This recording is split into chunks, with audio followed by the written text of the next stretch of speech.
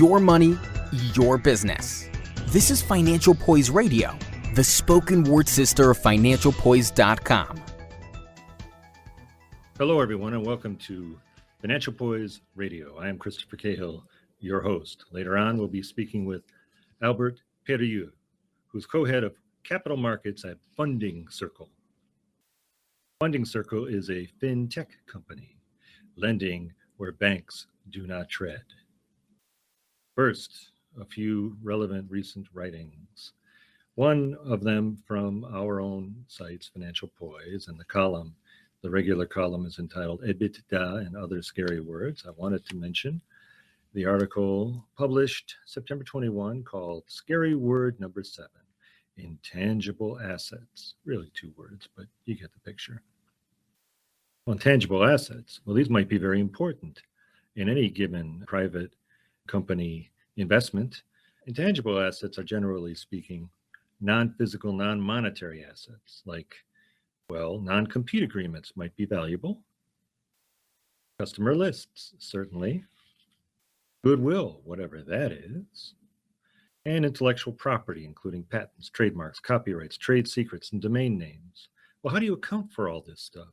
The article helps begin understanding in that regard. And I think it uses a very sound pedagogical device of creating a hypothetical that is a bar, a fancy bar, that one might invest in or one might purchase. The bar might have a domain name, it might have patents, it might have copyrights and goodwill. So even in something as tangible as a bar, there will be important intangible assets. To understand that kind of investment, one should understand what these assets are and how they are accounted for. The article includes a plug for a Financial Poise webinar, a webinar entitled Finance and Accounting 101, which is available on demand, and we'll have other webinars similar to that available in the future live. The article was written by Yesenia Cardona, Charles Sadek, William Ryan, all of Eisner Ampert, and they've written several fine articles in that series. Moving on, Mergers and Acquisitions is the name of an online publication found at www.themiddlemarket.com, a very good publication, sort of like Financial Poise in that it's written for the understanding of everybody who knows anything about investing without speaking too much in jargon. Anyway, a September 29th article by Danielle Fugazi is entitled Cybersecurity Firms Draw Buyers as Hackers Invade Agencies, Campaigns, and Companies. That title certainly evokes recent headlines in the news, and not so recent, as in 2014, Target was famously hacked. I myself, having shopped at Target once in that era, having shopped at Target using a card just that one time, which I never do. I always pay cash when I go to a place like Target. Nevertheless, I did that time and I got swept up in the hack. 500 million Yahoo user accounts have recently been hacked. The U.S. National Security Agency has been hacked, and I'm not so sure we should be so calm about that. Former Secretaries of State Hillary Clinton and Colin Powell have found things emerging which they would have rather had not emerged. Anyway, so cybersecurity is, as the article points out, one of the primary drivers in merger and acquisitions growth in the tech sector. Not a surprise, given the evident scope of the problem. An estimated $74 billion is spent on cybersecurity each year, and as a figure that will rise. I think we had a moment, many episodes again, in which your host sang a song about cybersecurity mavens and how youngsters should think about being that instead of doctors and lawyers and such. Anyway, the mergers and acquisition piece by Ms. Fugazi also provides a lot of detail on what companies and individuals are doing, who they are and what they are doing in the second article. Moving on, since we've talked about intangible assets and cybersecurity, let's move on briefly to regulation. The Mercatus Center, MERCATUS, of George Mason University publishes regularly on regulation, and I refer to a research summary very short summation of a longer piece on regulatory impact analysis. It's entitled Evaluating the Quality and Use of Regulatory Impact Analysis. Go to www.mercatus.org to find it. All right, what's RIA, Regulatory Impact Analysis? Well, it's simple logic, really. Wouldn't you want regulations to identify the problem the regulation attempts to solve, identify alternative solutions to the regulatory solution, and assess the benefits and costs of the regulatory solution and the alternative solution, so that regulations are created that solve real problems at a reasonable cost? Sounds perfectly logical to me. Seems odd, given our lack of faith in government, that this logic is reflected faithfully in Executive Order 12866, which governs regulatory analysis and review in the executive branch and requires federal agencies to conduct a regulatory impact analysis for all economically significant regulations along the lines I just identified. Well, Mercatus has some bad news. Cut to the chase, they scored all economically significant regulations proposed between 2008 and 2013 by the executive branch. There were 130 of them, and gave them a possible maximum of 20 points. The average, 10.7 points. The highest score was 18 points. And here are a few low points of the analysis. Only 13% of the regulations had significant evidence demonstrating the existence and cause of the problem that's being regulated. That's pretty damning in my eyes. Only 19% were accompanied by analysis that considered a wide range of different solutions. Just 24%, 1 in 4, contained reasonably thorough assessments of price effects of this $100 million annually piece of economic regulation. And only 12% contained reasonably thorough analysis of costs due to behavioral changes, presumably caused by the regulation.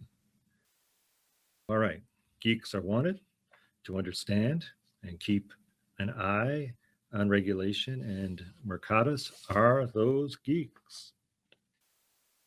Worth looking at, regardless of your attitude and orientation toward executive branch regulation and growth. All right, let's move on then to safes. Yes, safes, like in the old cartoons that you keep in a house. Well, more people are buying them worldwide, especially in places like Japan and Germany. Japan has had flat 0% interest rates for years. Germany and other European economies have been experimenting with negative interest rates, where if you invest in a bond that has such a rate, you lose money over time. And banks and other entities in Germany have taken note and are starting to keep more cash.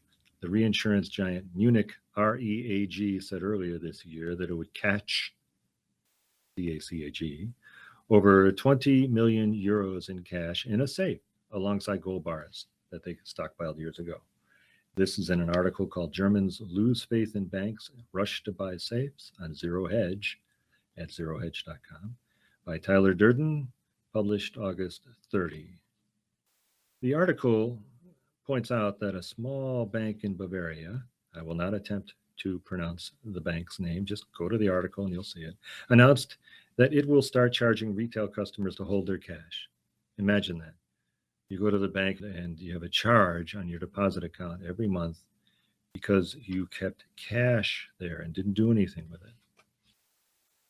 Well, for many savers in Germany, a famous country as far as saving, that was enough. They started buying home safes. Bergwachter KG, Germany's largest safe manufacturer, posted a 25% jump in sales in home safes in the first half of 2016. Many other manufacturers have shown similar sudden growth. It should be noted that Germans tend to use cash more than Americans or even Scandinavians. Roughly 80% of German retail transactions are in cash, almost double the 46% rate of cash use in the US. So they already like handling cash. They're habituated to handling cash, and they'd rather not handle cash. And now they're going to keep cash out of banks because it's costing them money. So, more home safes. Well, the downside for those who have safes is pretty obvious. They lose the benefit of deposit insurance. If you're going to insure the money in your safe in your home, you'll probably have to pay more renter's insurance or homeowner's insurance, probably larger than the amount you have to pay to the bank. So you lose that protection of FDIC protection in the United States. Well, if you keep all your money in a safe, you don't really get the option of using automatic teller machines. You lose a lot of convenience. And I can see the ads now. Banks saying, well, it's not really a deposit fee. Really, it's just a very small fee to allow you the luxury of keeping a virtual safe with you at all times. Well, there is an upside maybe to more safes, cash in safes in homes. And I think that upside is basically aesthetic. Will there be a new flourishing in safe cracking?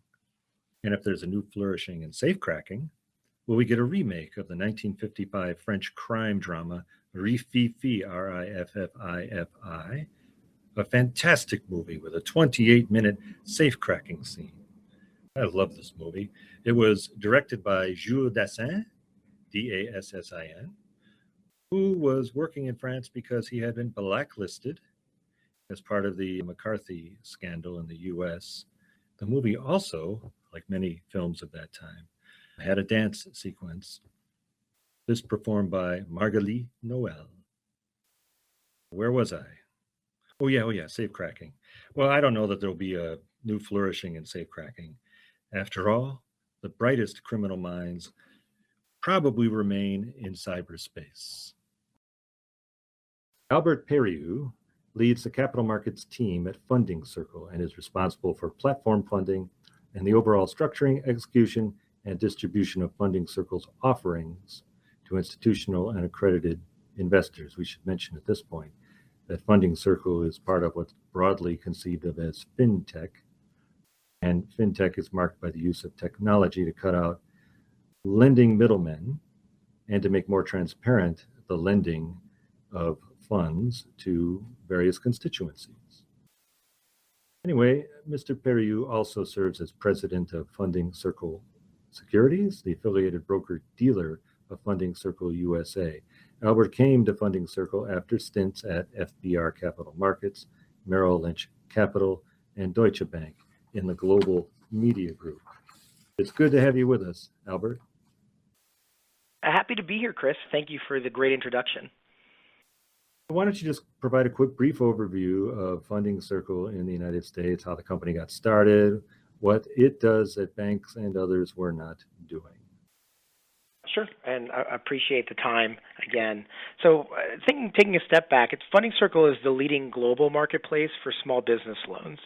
So we connect creditworthy small businesses who want to borrow with accredited investors and institutions who want to lend. If you think about our U.S. operations, we've been here since 2012.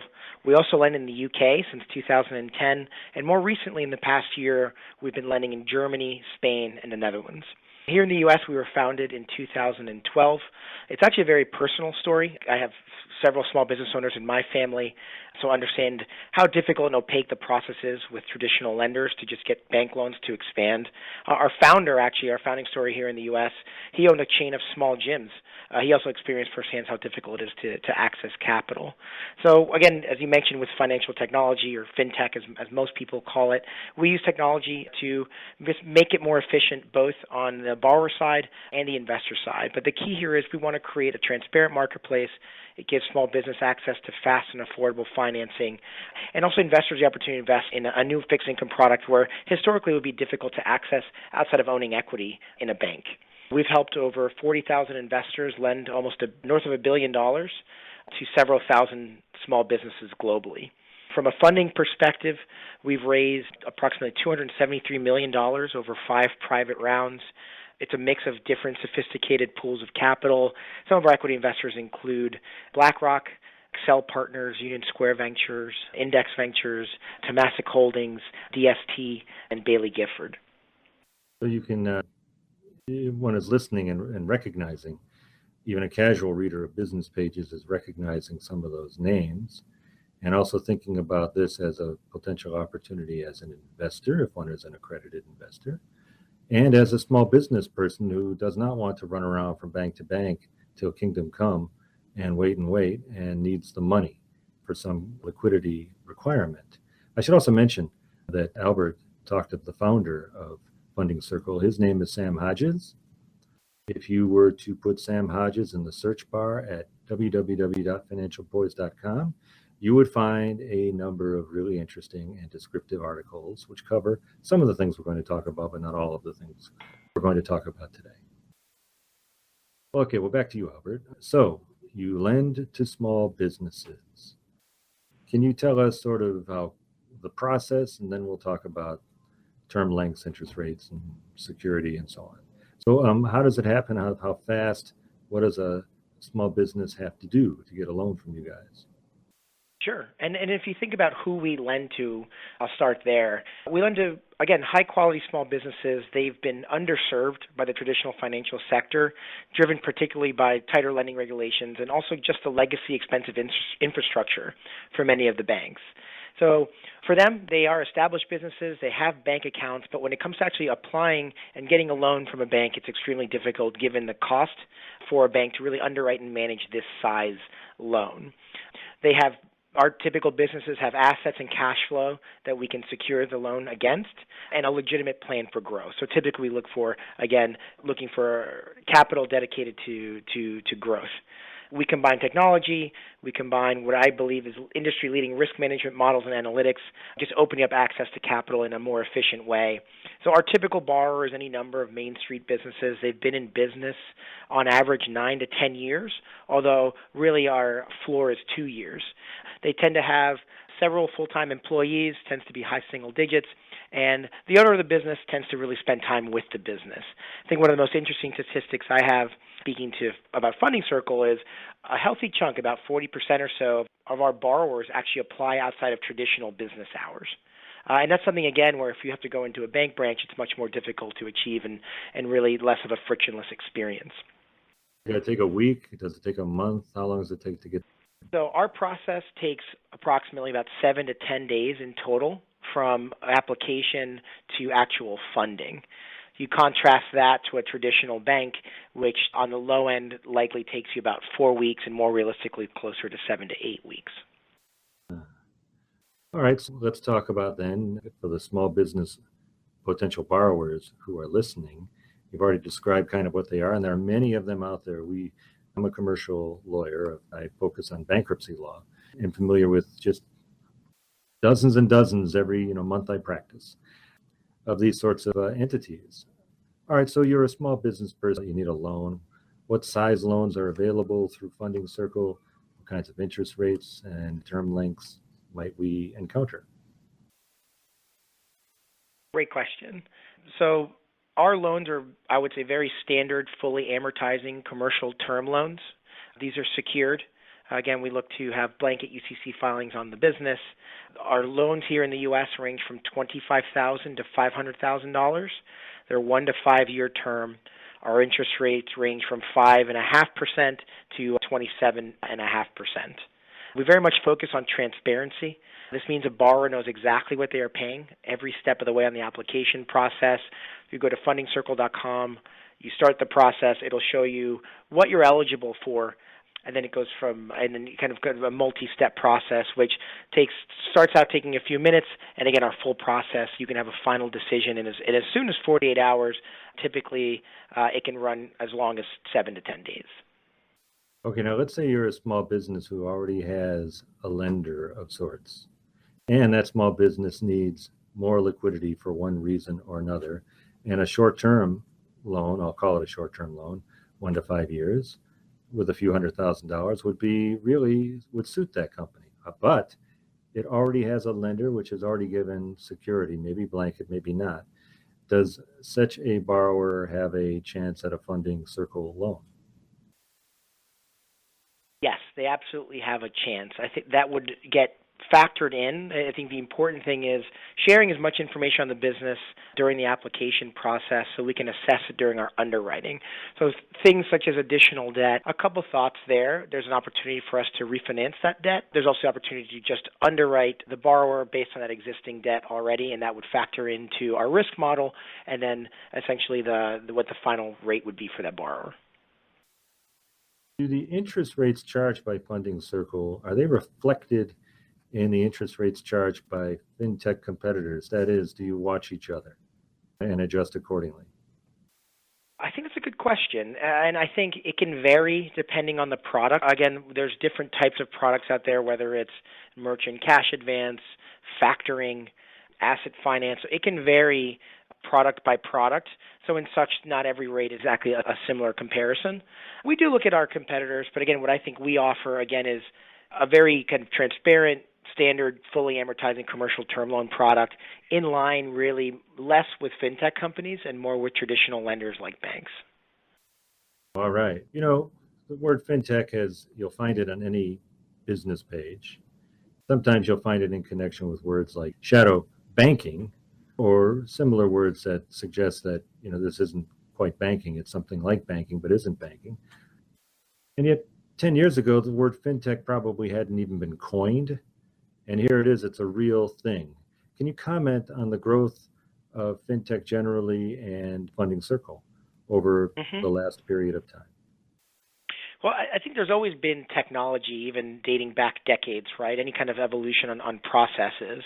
But speaking specifically to essentially this kind of significant growth over the last few years, it's a few things in combination. You know, the evolution of the smartphone.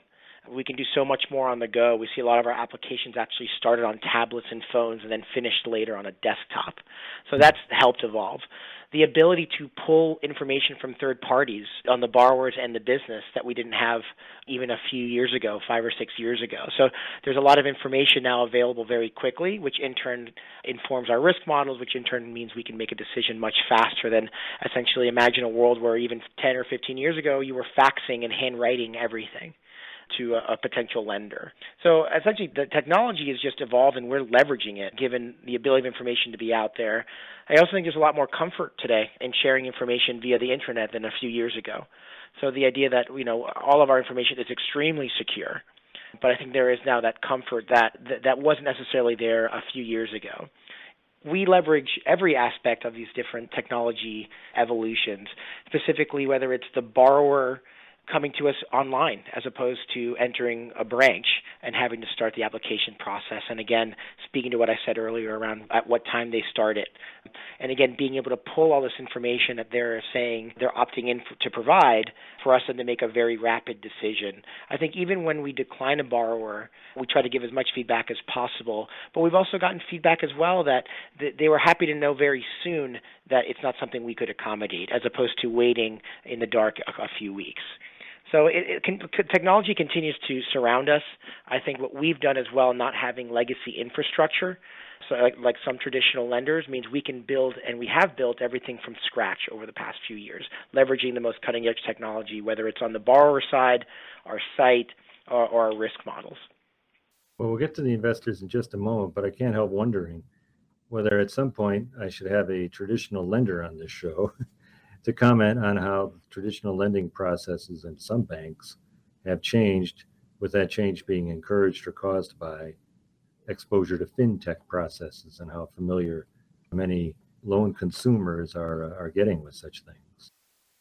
But let's talk about dollars and cents. How big has fintech and how big has Funding Circle gotten over the last 6-7 years? Sure. So fintech is a broad term, so it covers what we do, lending, to these robo-advisors you hear a lot about, payments. It really is a massive sea change across how we actually just deal with finance on a regular basis. Again, we're now lending in 5 geographies, and a lot of our systems connect across the globe. We have sophisticated pools of capital that are lending across all the different geographies. We have dedicated investors just solely in each country. So we've seen growth now.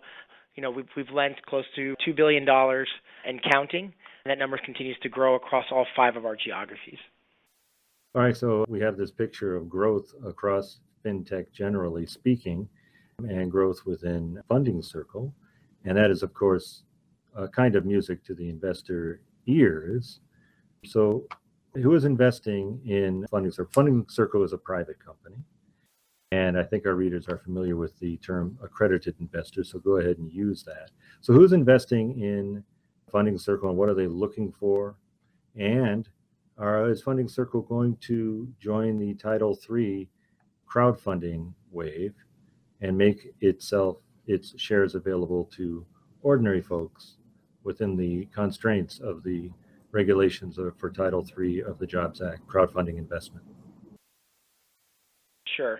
So again, I spoke a bit about our equity base earlier. So we have everything from traditional venture capital firms to some larger, fairly well-known asset managers. Our investor base here in the U.S. is accredited investors participating a few different ways. We have private fund vehicles, and we also have a fractional marketplace where you can buy pieces of loans across our different risk tiers and our different terms.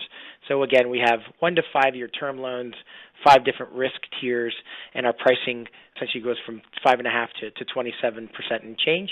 So it's really, we have individuals that are on our site picking specific loans on our marketplace, assessing them and then purchasing them. We also have large sophisticated pools of capital, large asset managers, credit hedge funds purchasing our loans as well.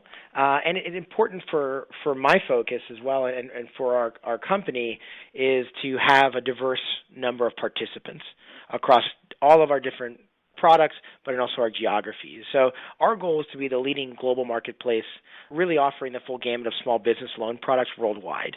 Today we offer these term loans. We'll continue to only focus on small business and likely offer additional products over the next few years. I also think, again, I've mentioned we're in 5 geographies. I think this is a global systemic problem, access to credit for small businesses. This is something that I think will focus on other geographies as well and continue to grow. So if you think about on the investor side, again, we have varying different products depending if you're an accredited investor looking to participate in a smaller fashion. Our minimum is $50,000, all the way up to some larger funds that are investing, north of $100 million. We'll continue to look for ways to bring down our cost of capital so we can offer competitive rates and also products for our borrowers, but also making sure, again, that the investor is getting a reasonable rate of return. So is it fair to say that if somebody, and forgive me if I get it wrong, about how your investor tranches or different sections of investment opportunity are structured, if somebody puts his money or her money into the 5% category, you're going to get fewer overall defaults than they would possibly get in the 27% category. Is that a sensible way of thinking about the different investing opportunities within your company? That's a fair way to think about it. What we've done is we have information and it's data-driven and then also driven by our risk team who has decades of experience in commercial lending. And what we've assessed based on our data sets, our internal data sets, our public data sets, and the experience of our risk team is assigning different risk and expected loss rates and default rates for each different risk tier. So someone who's, again, purchasing only 5% loans, it's a much likelihood that there would be less non-performing loans. We encourage from a diversification perspective, to purchase across a few different types of loans to make sure you have a diversified portfolio. And again, if you think about buying across the portfolio, what we expect is typically somewhere between a potential net return of 8 to 10%. Which is highly attractive these days. I got another question. Maybe it's too geeky for most listeners. Maybe it's too geeky even for me. But you have 5 different geographies. I assume they goes beyond the North America and Europe, so other geographies. And the one thing one learns about other geographies when one looks at commercial conditions in other geographies is that the reliability of collateral systems varies and the ability to collect on a bad loan varies. That is, the cost might be much higher, the delay, and you might not be able to put a secure lien on something because the UCC system we have in the United States isn't approached in quality by some other countries. So you're active lending there, though. You must be taking into account these various differences. That's one of the most fascinating things about being a global company. Again, we're in the U.S., the U.K., Germany, Spain, and the Netherlands. And while I think we've had a lot of learnings you can share. So one of the exciting things about being global is there are different learnings from the different data sets that we can send that does inform our underwriting and risk models. But that said, and again, this is one of the things I find the most fascinating, is the cultural differences depending on the geography. And as you said, particularly on the servicing side, how to respond to delinquent and defaulted loans, and also on the security side. It does absolutely vary by geography, what you can and cannot do from a regulatory perspective, but also absolutely culturally, how to respond to the borrowers. It's been a very fun and interesting learning experience for us. It absolutely varies. Every time we enter a new geography, we do a lot of work to understand what of our systems is compatible, understand that not everything will be, but then making sure we have the right local team in place to make sure we are doing appropriate servicing and collections that are very compliant with regulatory bodies in whatever geography we're in. I cannot help noticing that you're not in any of the BRIC and that you've stuck to the first world, basically. But yes, there are distinctions in the dimensions of collateral, system quality, and on collection ability, even within the first world, as you were saying. Without a doubt, that's a great observation, and it's something that we do take a long and hard look at before we've entered each of the geographies, and can't stress enough, while there's a lot of things that we do leverage globally as a company, it's very important to have local teams that have the expertise, particularly when it comes to servicing and collections. All right, well, that should give some comfort to potential investors. All right, let's turn to the U.S. only and to regulation. There's a lot of clickbait out there because that's how online publications make money, by generating clicks in order to generate advertisement. And some of that clickbait involves portraying fintech as highly risky, although curiously, the risks and the potential victims are not usually identified. And this is twinned with a call for more regulation. On the other hand, there are more credible journalistic sources which describe fintech bodies, fintech companies like Funding Circle as inviting regulation. So first, why might fintech companies, including a Funding Circle, actually want to encourage certain kinds of regulation? Well, I think particularly speaking to the U.S., look, we think established regulation extensively already governs marketplace lending. We are all diverse, whether it's Funding Circle or some of the other players focusing on different assets, whether it's consumer, student loans, mortgages. They're diverse. So they may have different regulatory structures at the federal or at the state level. So if you think about consumer loans, they're originated through marketplaces. They're generally governed by the same consumer lending laws that apply to bank loans. Truth in Lending, Equal Credit Opportunity Act, Fair Credit Reporting, Fair Debt Collection Practices, Unfair, Deceptive, and Abusive Acts, Civil Relief Act. There's plenty of different ones. Likewise, for those that facilitate small businesses like Funding Circle, we're subject to the same commercial lending laws applicable to other commercial credit arrangers. So in addition, I think I'd also note we're partnering closely with banks, so their loan programs operate under the same regulatory authority of the bank regulators that regulate them. So we have to make sure that everything we have is extremely buttoned up. It's something that I think a lot of the large players, and speaking specifically for us, we've taken very seriously from the beginning. Many of us actually came from traditional financial services, so understand that it is important to have that compliance structure fully built out, and it should always continue to be a focus of the business. So we do feel already we are very regulated. We're very proactive with existing regulators, and we would welcome additional regulation or conversations with existing regulators of what else we can provide. I think it's important for us. I think we do really well with our existing regulators, and also just what we practice in terms of transparency and what we share. Okay, I answered this question. I anticipate how you're going to answer it, but I still want to see. Do more lines of federal regulation on fintech, on lenders to small businesses through modes like that of Funding Circle. Do more lines of regulation mean higher interest rates or stricter origination standards? I don't think so. I think more of the focus will be just making sure that compliance doesn't necessarily mean that things are going to cost more or it makes the borrower riskier. If anything, it's about where you build it, from building the appropriate infrastructure at the right time. So I don't see it as something that's going to lead to stricter origination standards or higher rates, what it goes back to is we continue to try and price the credit appropriately and make sure we have competitive rates in line with a lot of traditional lenders out in the market. We're looking and we're seeking to, again, partner with a lot of traditional lenders. It would really preclude us from having that ability to charge higher rates or have stricter origination standards than they necessarily are. All right, well, let me ask you another question pointed toward the investor who has a keen interest in investing in fintech. So a company like Funding Circle, or maybe others, but let's talk mainly about Funding Circle, originates loans. Well, those who have some sophistication in the lending area know that the originator of the loan doesn't necessarily hold it to maturity, and might often sell that off. Might make sense to sell it, get cash, and go on and do more business rather than continue servicing the loan. Is that an important part of Funding Circle's practice? I guess that's the question. Is that an important part of Funding Circle's practice? Well, to date, if you think about our investor base of accredited investors and whole loan purchases, asset managers, funds, to date, they have held loans to term. Again, our average term is we go from 12 months to 60 months. Our average term is about 41, 42 months.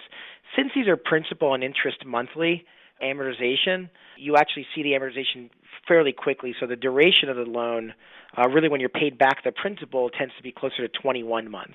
So it's a fairly short timeline where we really haven't seen much of a focus on not holding the loans to the full term. But that said, to the extent there is interest in secondary loans, that is something we can facilitate. Well, then let me ask you another inside baseball question, because you said 8 to 10% return. Now, if I'm a pension fund struggling to reach pension fund earning targets of 8% or whatever that were established in a higher interest rate environment, 8 to 10%, very attractive. But usually they don't buy loans, speaking of pension funds and such, but rather securities. And there is a way by which you could sell them that 8 to 10% return, isn't there? Called securitization. Is that something that is tempting to a Funding Circle?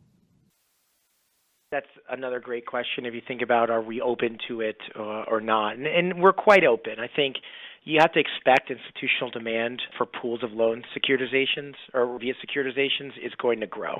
We actually had a successful securitization recently in the UK. It was rated by both S&P and Moody's and was purchased by a lot of traditional asset managers. Here in the U.S., we don't plan to securitize our loans in the near future, although we do see it as something that is likely and something we're happy to help facilitate. I think to create a sustainable marketplace for the long term, you need a diverse mix of investors.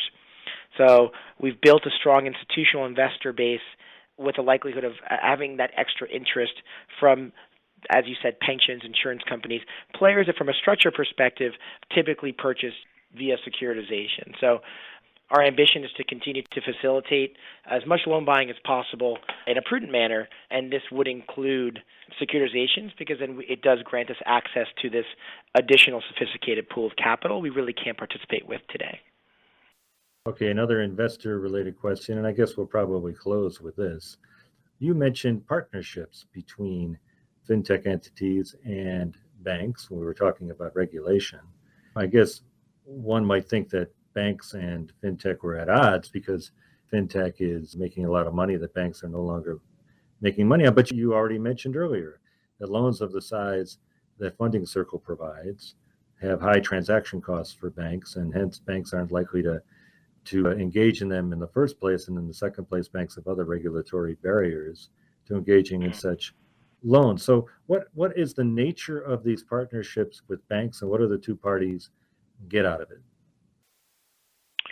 Sure, and I think it's an interesting debate that's been had, whether is it compete or collaborate. And we've absolutely from the beginning taken the view that we can collaborate.